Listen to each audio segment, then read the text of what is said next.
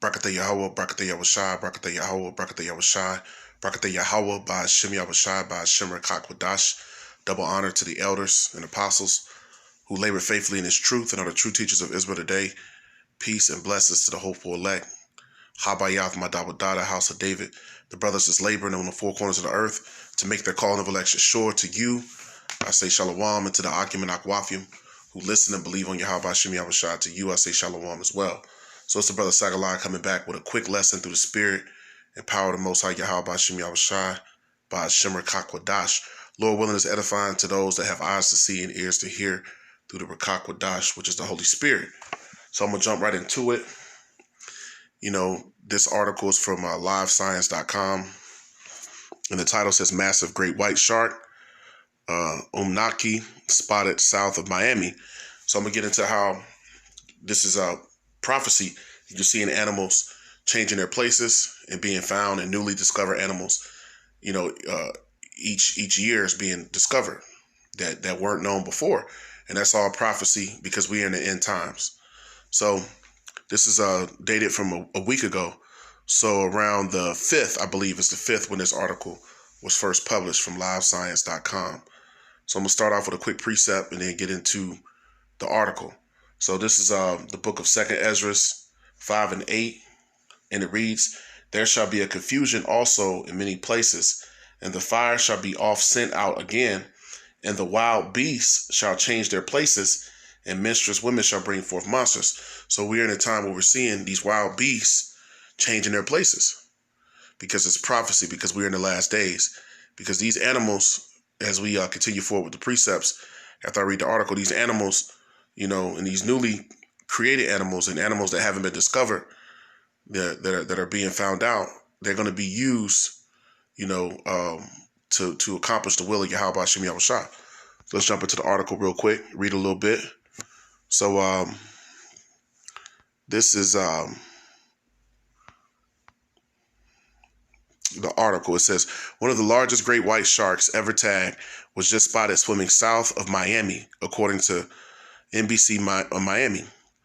It says, Unamakai pen off the Key Largo south of Miami on Thursday, November 5th, which means its dorsal fin broke the surface of the water, sending a signal to a satellite alerting researchers of its whereabouts. It says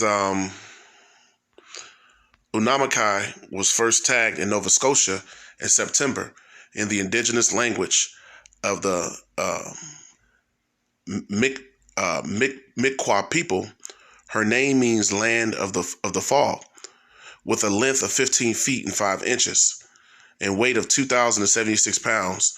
She is the second largest white shark ever tagged by OSearch, a nonprofit organization that tags and tracks large marine animals. So this is a organization that tags, you know, animals, you know, marine animals of the ocean, and that track them. So Esau's tracking the animals. Now I'm gonna keep reading. It says, but she's not the only impressive beast out there.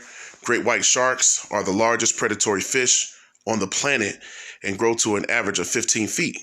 So this is the largest predatory fish on the planet, you know, which is the great white. So this would definitely be in classification of what the scriptures say, which is, this will definitely be a part of that classification of wild beasts. It's a wild beast of the sea. So we have wild beasts of the air, sea, and the land, where we're seeing these sorts of patterns, these different migrational patterns of the animals, which is all the spirit of prophecy. It says some have been found to weigh over 5,000 pounds and to grow more than 20 feet, which a lot of the males, you know, grow, you know, to be bigger. It says over a month ago, researchers with OSearch also discovered and tagged a 17-foot-long heavy female white shark weighing 3,541 pounds off the coast of Nova Scotia that they called the Queen of the Ocean. According to a previous live science report, she was officially named Nukumi, after a legendary wise grandmother figure from the indigenous Mi'kmaq people great whites are classified as vulnerable by the International Union for Conservation of Nature because, they are going toward the extinct list.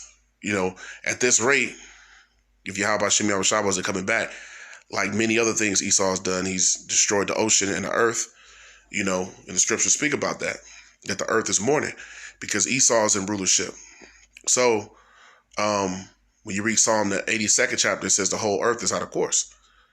And that's under the rulership of Esau Edom, who's the man of sin, who Job 9:24 says that he's the wicked. The earth is given into the hand of the wicked.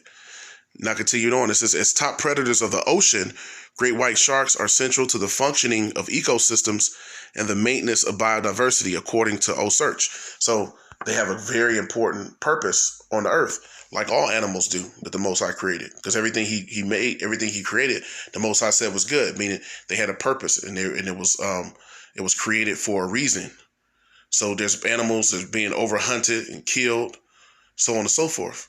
And now this animal is looked at as vulnerable, which is going toward the extinct list. Now, I started in 2 Esdras 5 and 8, and I'll bring it again. 2 Esdras 5 and 8, it says, there should be a confusion also in many places. And that confusion is through the precepts we know is we're in the land of confusion, which is Babylon, which pushes nothing but its wines, its philosophies out to the other nations, which, have the other nations in a state of confusion as well about everything that goes on, about how to live, the things that the way you should govern your people, the land, etc. The philosophies, the laws, the unrighteous decrees that's pushed into the world, the war that's being pushed and perpetrated, etc.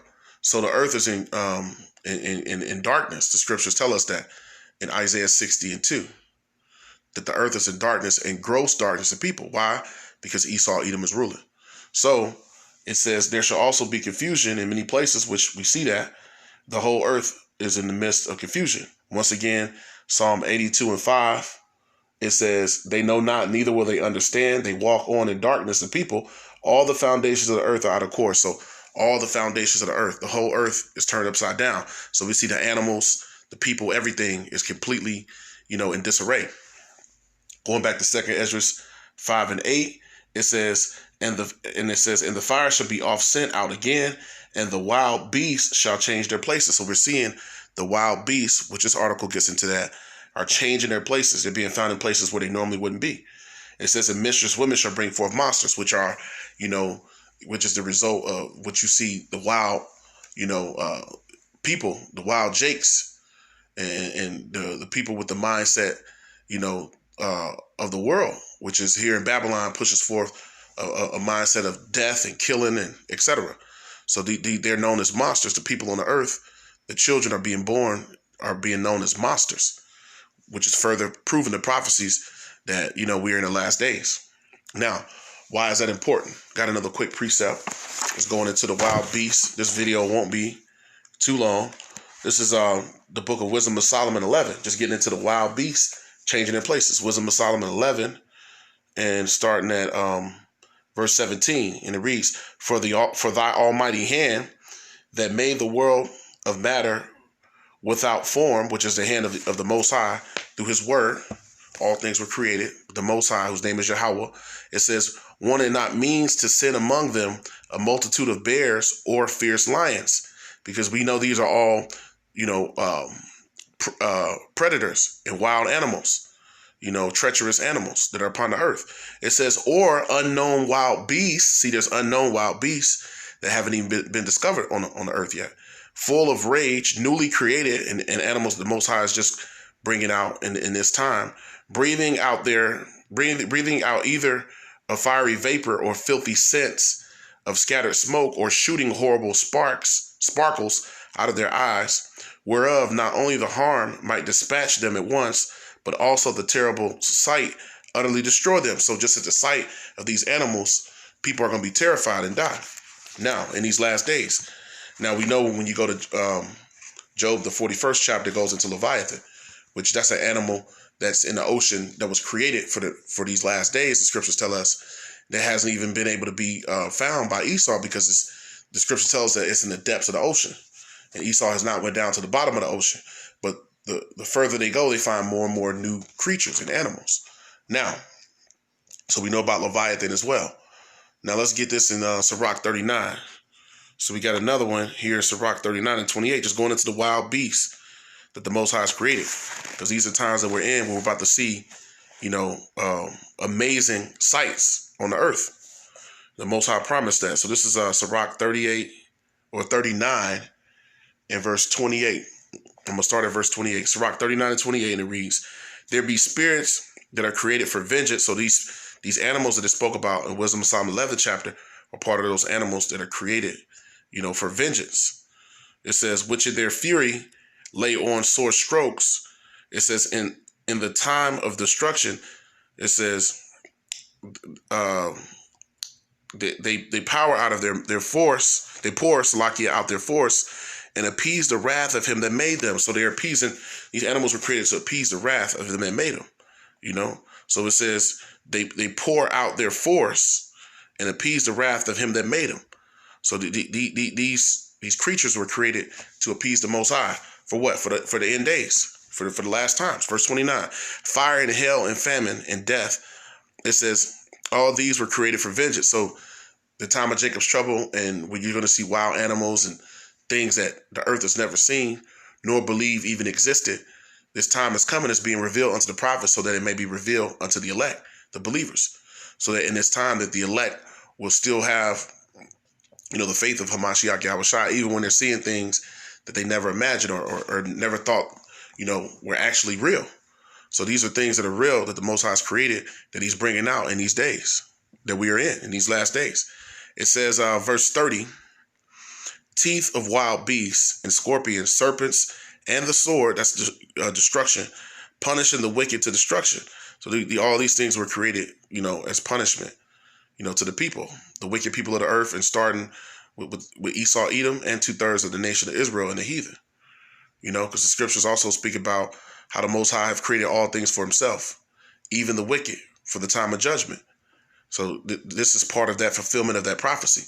The wild beasts changing their places, newly created animals, and all of these things are, are being sent, as scourges for amendment.